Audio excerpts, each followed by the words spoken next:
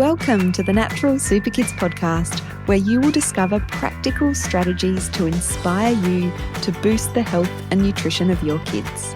I'm Jessica Donovan, a qualified naturopath specialising in kids' health, and I want to make it as easy as possible for you to raise healthy and happy kids. Let's get into it.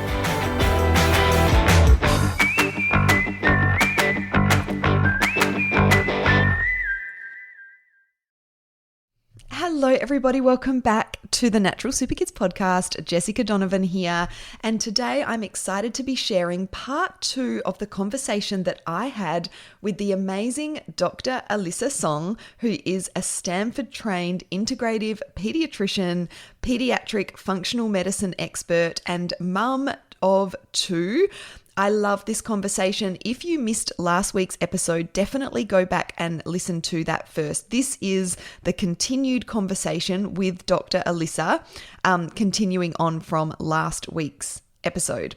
And today we are diving into more information about kids' mental health, a root sort of cause functional medicine approach to kids' mental health, and the all-important gut microbiome. So in last week's episode, we talked about some of the pretty scary stats when it comes to our kids' mental health.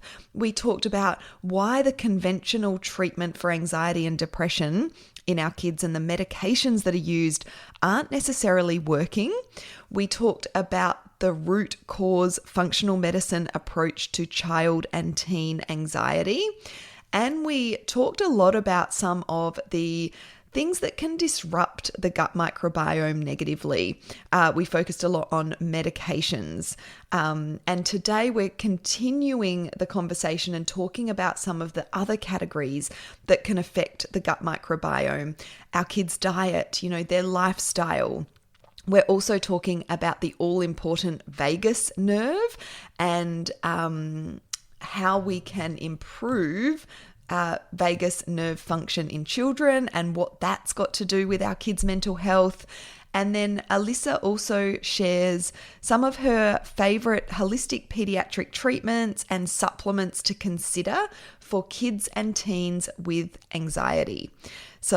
Let's dive in. So we've got medications. I think you said, you like to sort of class those microbiome disruptors into 3 categories. So number 1 was medications. And I mean, we could sit here talking about that for another 2 hours. I know, yeah. So the number 1 is medications, but that's often out of our control, or it's something that has happened in the past. So then we're going to be working, with a practitioner to restore your child's gut microbiome. But the second is really looking at food. I mean, food really is medicine. And most of our kids, and this is, us, when I came to Australia, and I've had the honor of coming to Australia multiple times. We've been twice with our children and once before kids. And I had this in my mind that Australians were so much healthier, but I was assured that it's not necessarily the case. That we're right behind you in the US. That's right. The SAD diet, the standard American diet, could also be called the standard Australian diet. Yes. With these ultra processed foods, and ultra processed foods are foods that are so processed that there are many, many ingredients that are chemically made, even if they originally derived from natural ingredients, and are meant to be sweeter, saltier, fattier, more addictive, and last longer on the shelves. I mean, that is really and truly, why ultra processed foods were created. And so maybe the original intent was, I don't want to say that all food companies are unethical, because there are certainly more better for you food companies that they are really trying. But most of the processed packaged food industry, I mean, they have these terms like mouth feel. How do we get this food to feel really good in the mouth so that kids and adults want more and more and more of it? I mean, it's this industry lingo that is clearly designed to make foods more addictive. Now, when we look at the effect on the microbiome, well, we know that your microbiome needs fiber and needs phytonutrients. The more processed a food, the less fiber, and fiber really are make up the prebiotics, the food for our probiotics. So the more processed, the less fiber there's going to be, the less phytonutrients that there are going to be. I mean, you take a simple example of an apple, an apple with the peel on may have about maybe anywhere from 3.5 to 5 grams of fiber, depending on, how big the apple is.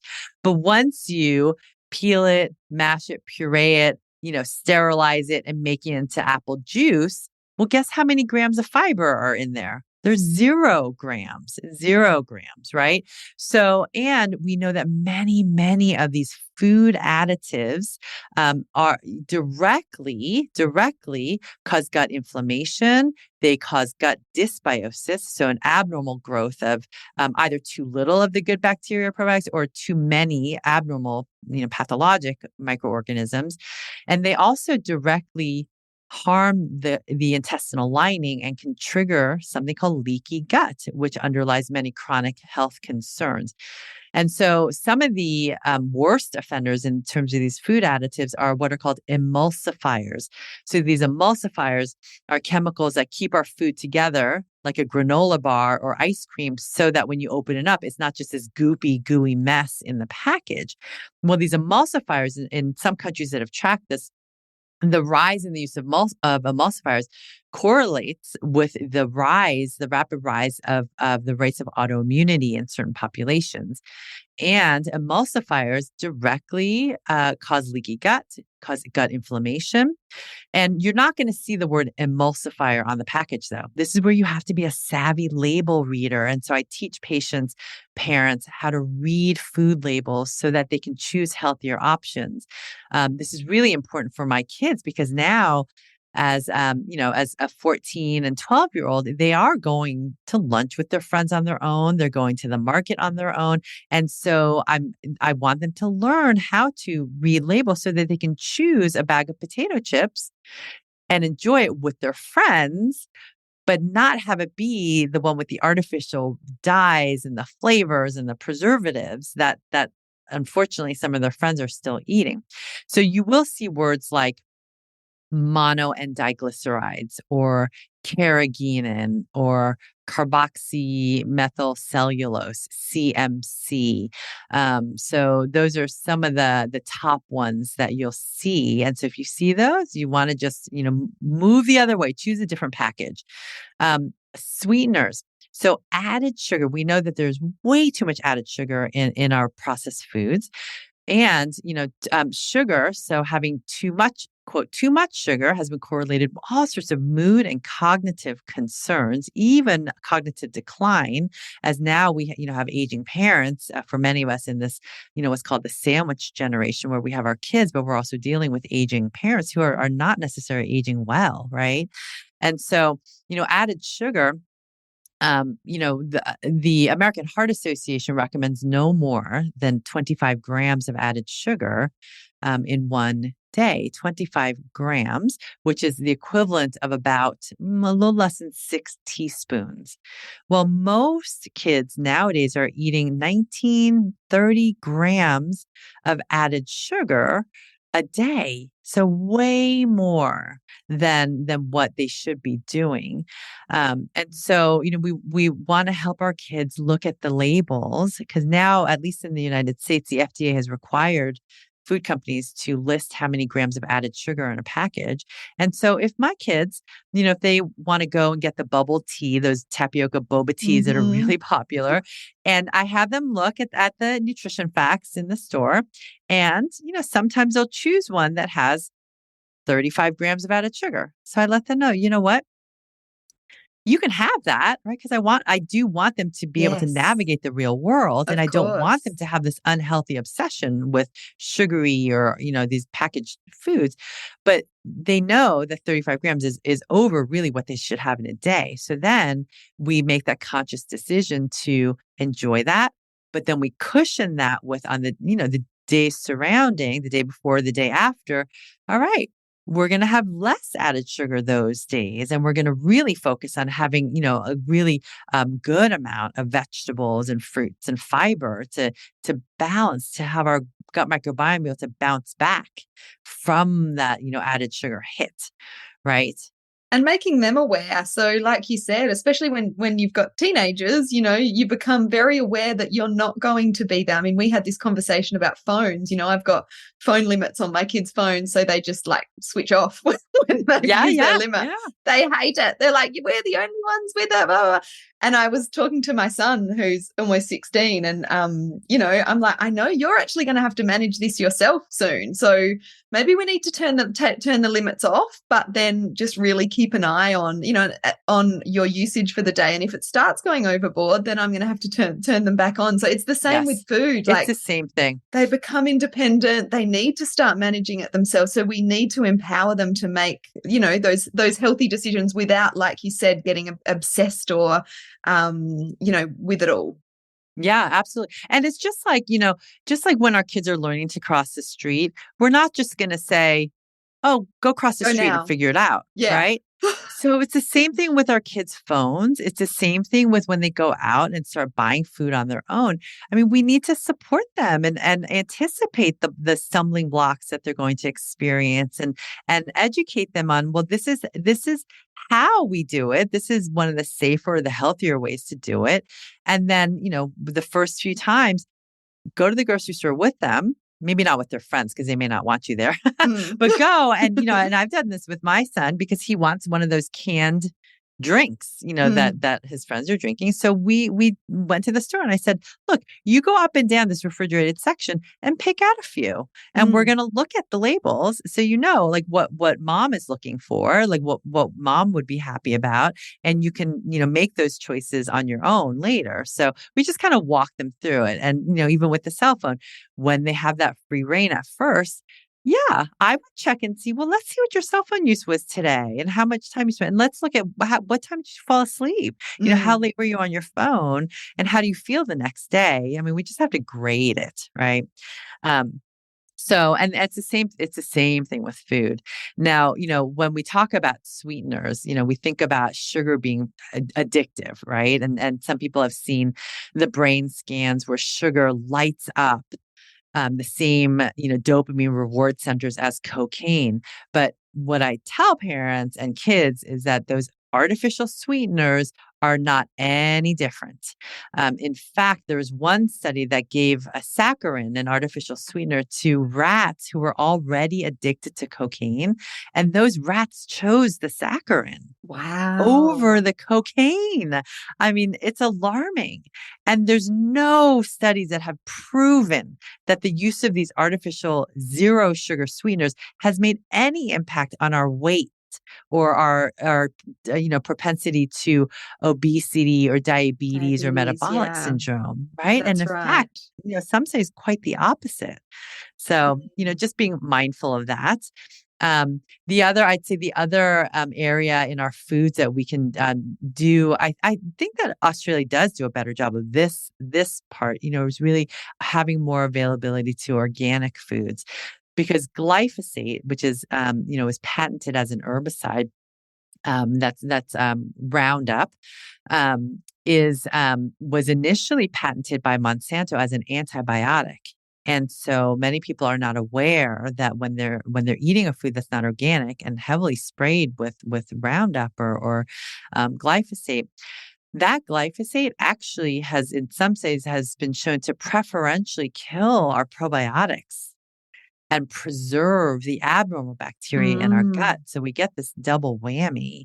And so, understanding that and really choosing organic when we can, and especially looking at in the States, the Environmental Working Group has a list every year they come out with called the Dirty Dozen, which are the top 12 most heavily sprayed foods that year. Kale is always up there.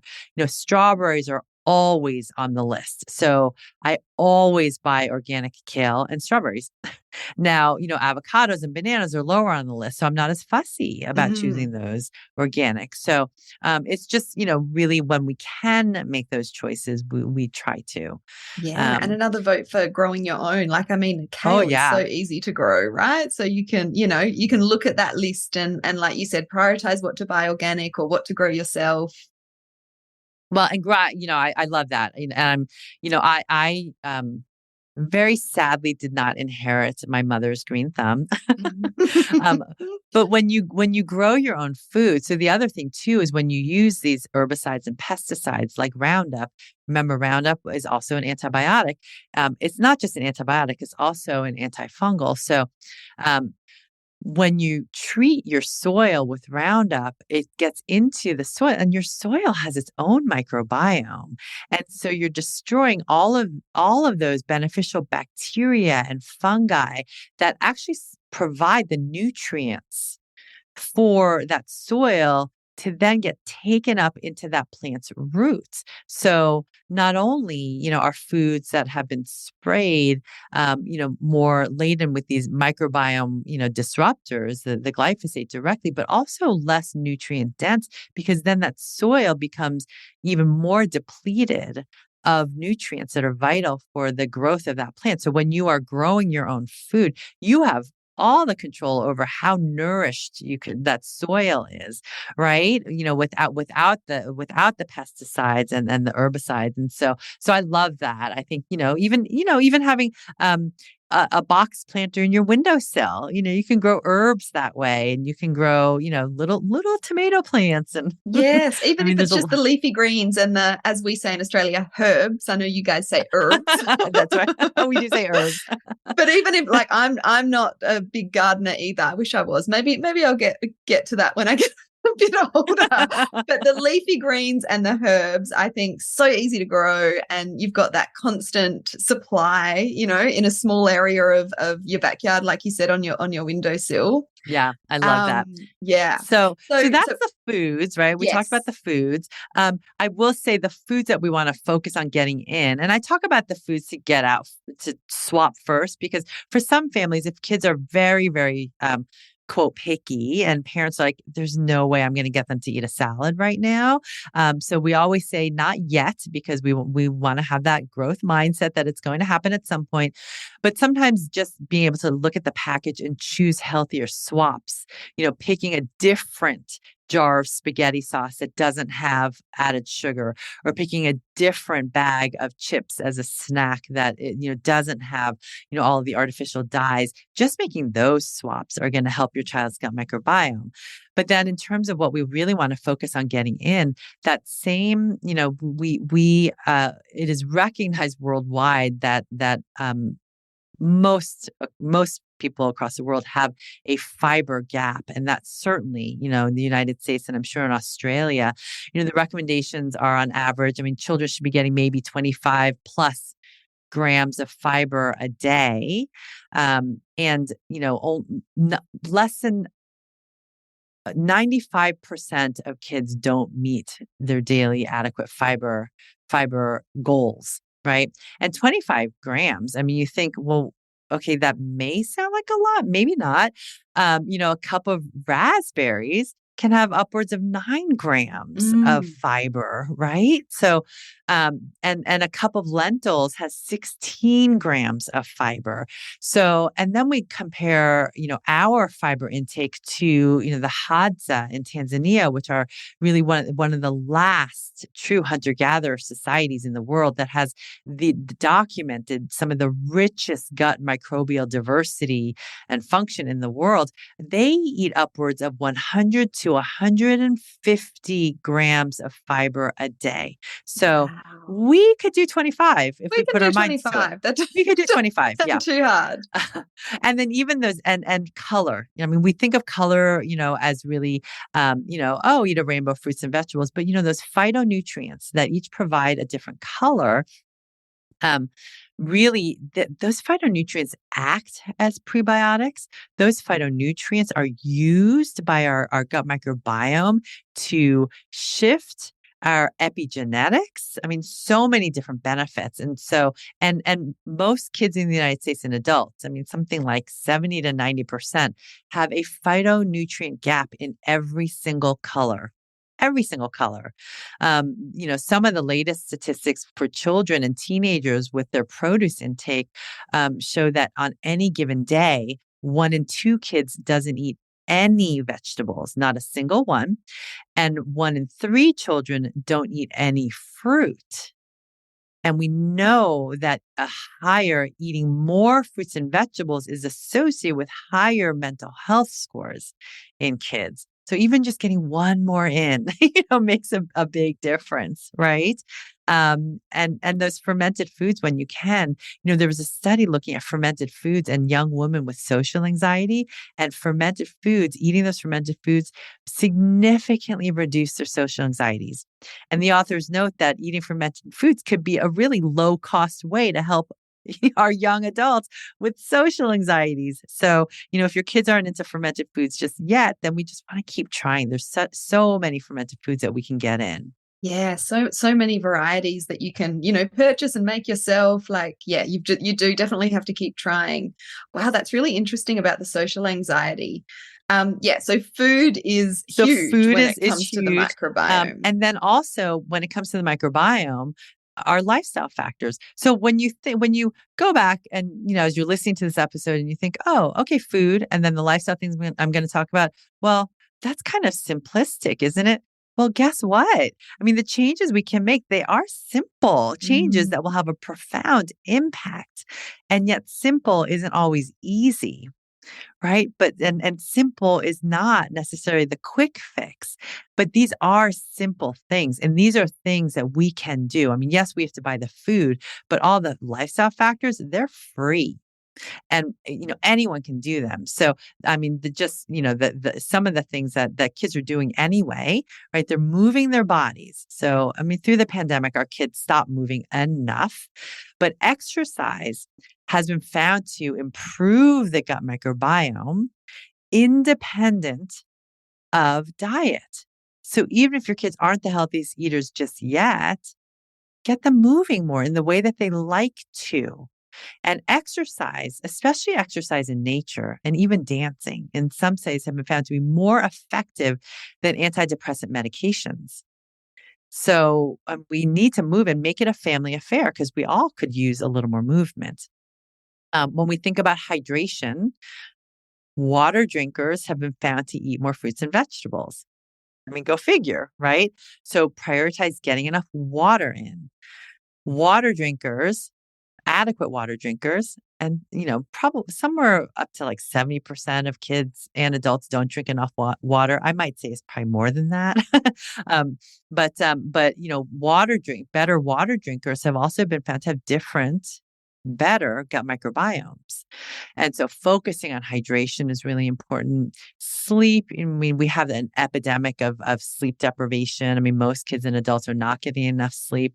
And gut dysbiosis, so this abnormal, ratio of beneficial bacteria, and not such good bacteria and other organisms. So that gut dysbiosis can occur within 48 hours of not enough sleep. Your kids' finals week where they're studying, pulling all-nighters because they're stressed and studying, or jet lag, where you're just, not able to sleep well. So within 2 days, your gut microbiome changes if you're not sleeping enough. It can recover, but it can take up to 1 to 2 weeks of good sleep to recover. So it takes a lot longer to recover. And for teenagers, what I tell teenagers, well, if you have inconsistent sleep and not enough sleep, and some sleep experts will say that teenagers really need about 9 to 9.5 hours of sleep optimally, right? Which most don't get, especially not during school days. But lack of sleep in teenagers has been found to shrink certain parts of the brain that are responsible for decision making and for cognitive performance. So getting enough sleep is really important for your brain. So yeah, so true. There's that. And I will say probably the most important lifestyle factor is really learning how to improve our vagus nerve function. And improving our vagus nerve function is really through, mindfulness techniques, meditation. There's diaphragmatic, belly breathing. There's practicing gratitude, chanting, humming. Laughter yoga was found to improve heart rate variability and vagus nerve functioning.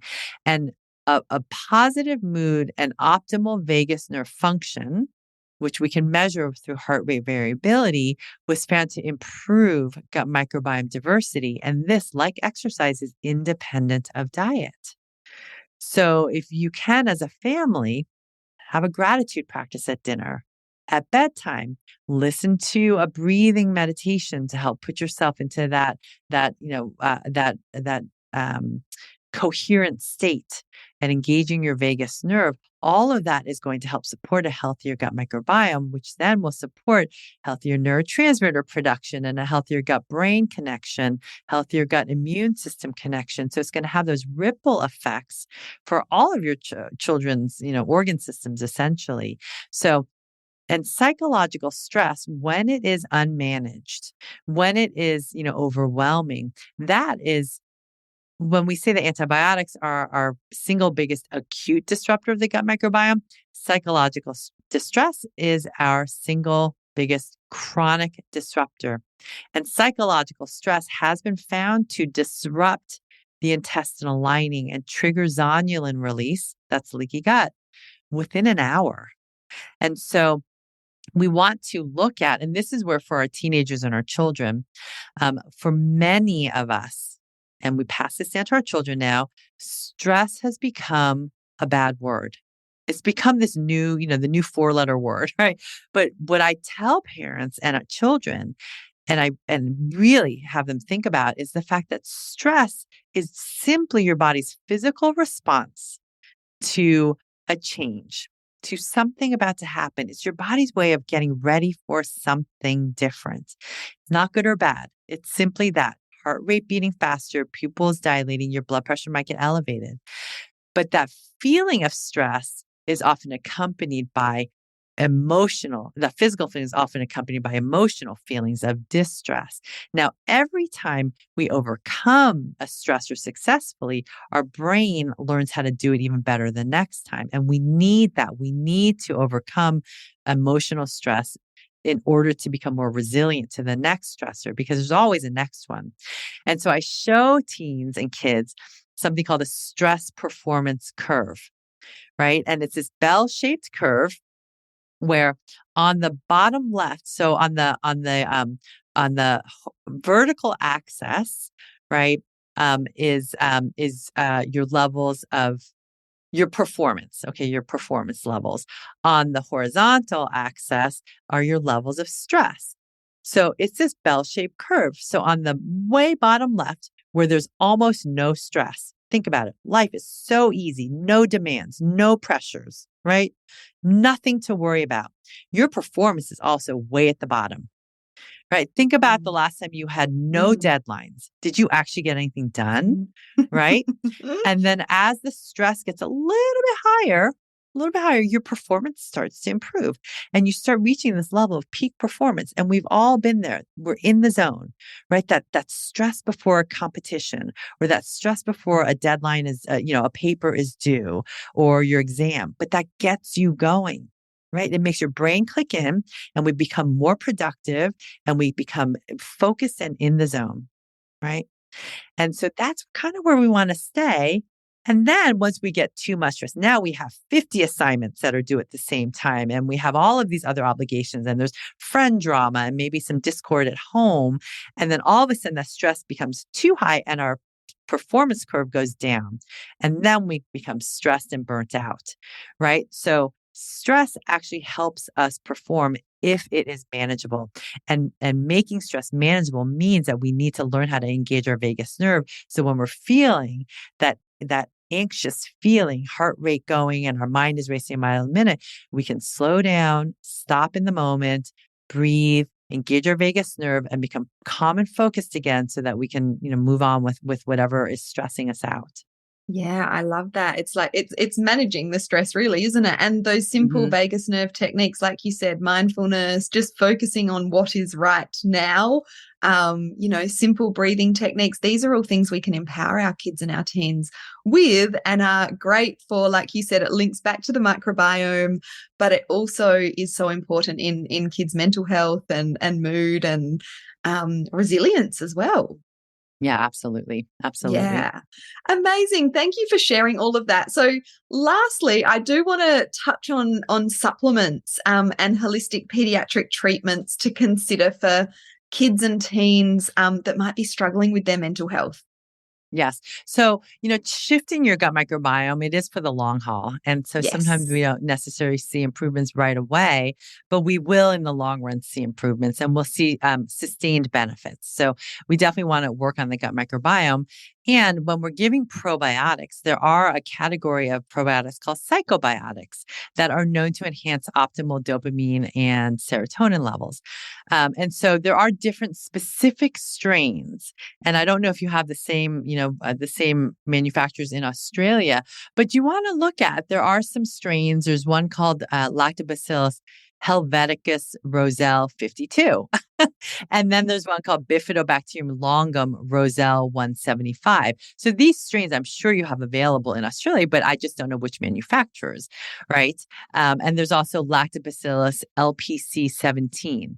There's another one, a strain called PS 128. So the reason I'm saying these is because not all probiotics have the same benefit. There are some probiotics, the specific strain matters. And there are some specific strains of probiotics that I would recommend during the wintertime because it can help reduce fevers and rates of flus, reduce the need for antibiotics, even reduce missed days of school.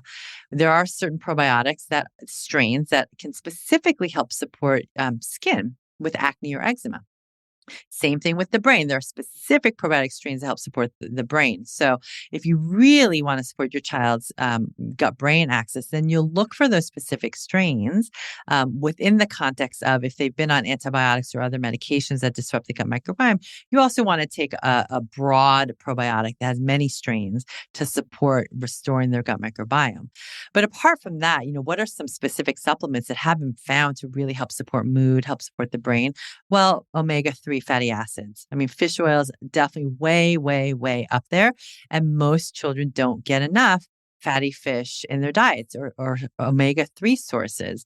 Even vegetarian omega-3 sources. Now, vegetarian omega-3 sources are just not as efficient because your body has to convert the ALA in flax seeds or nuts and seeds into the EPA and the DHA omega 3s that are directly found in fish oils. So, unless you have restrictions on eating fish, I would recommend if your child is dealing with anxiety to really, get the benefits from your omega 3 fatty acids. Vitamin D is way up there. Most children and teenagers and adults are deficient or insufficient in vitamin D. And vitamin D is so important for brain health, for mood, for cognitive health, for immune health too, for that matter. And so making sure your kids are getting vitamin D supplementation.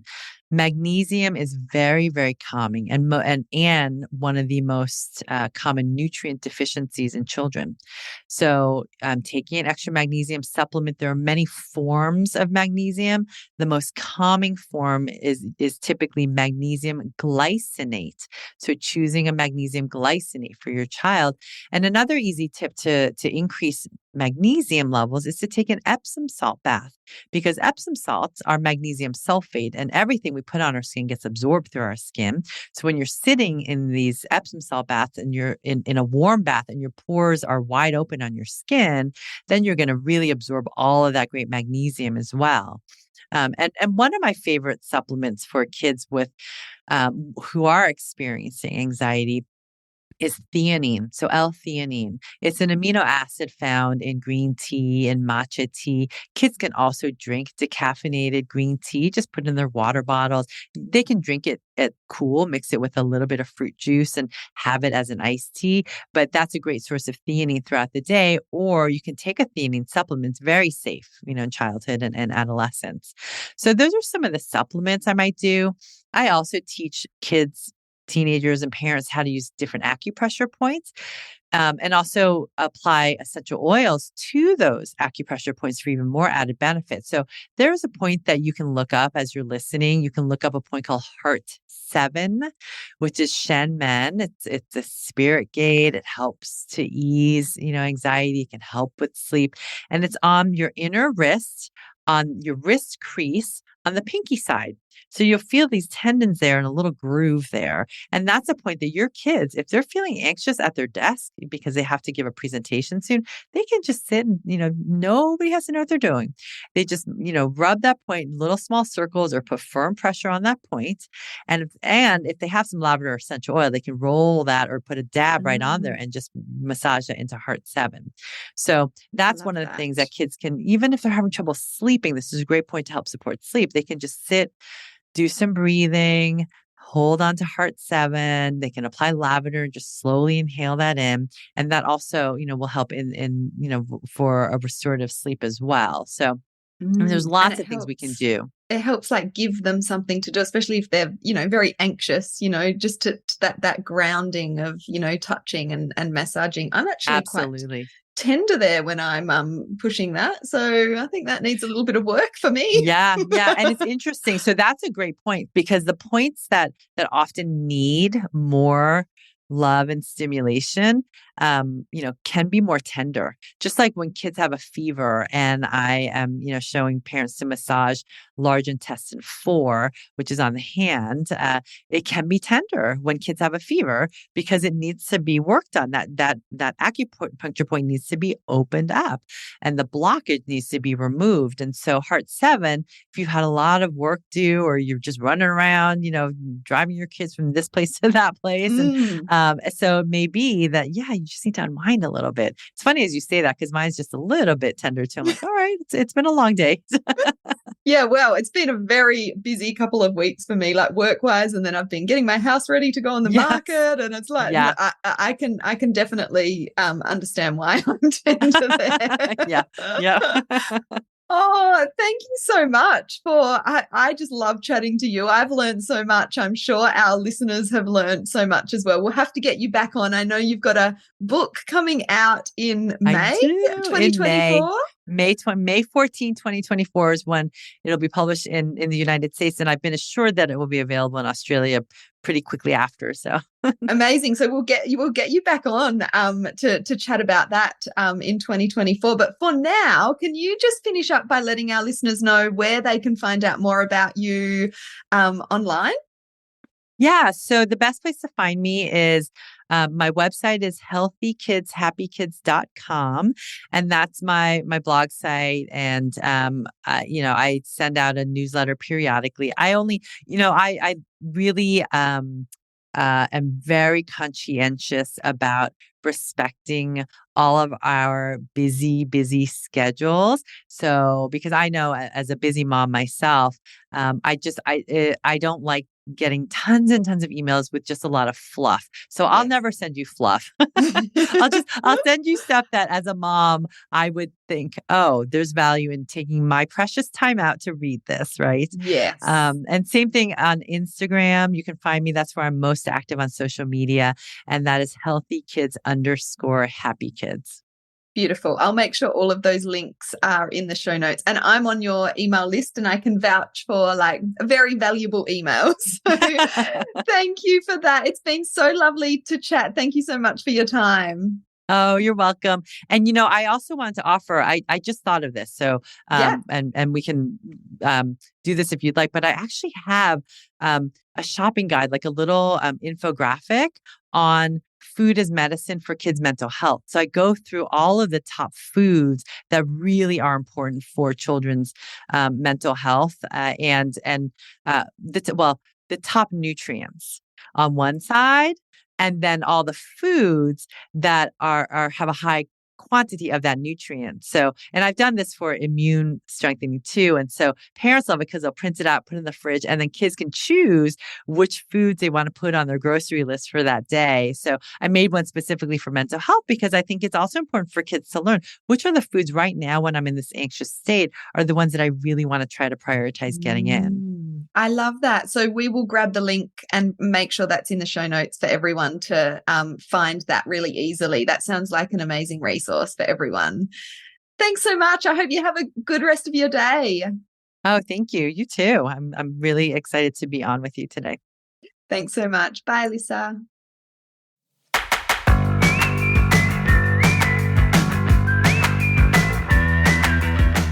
Thank you so much for joining me on the podcast today.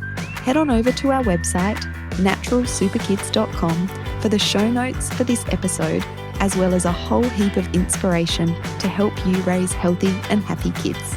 I'll see you next week.